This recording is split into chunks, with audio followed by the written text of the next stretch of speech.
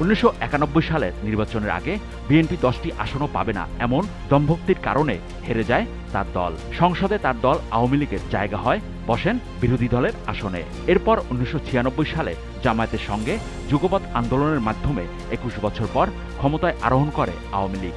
শেখ হাসিনা হল প্রধানমন্ত্রী।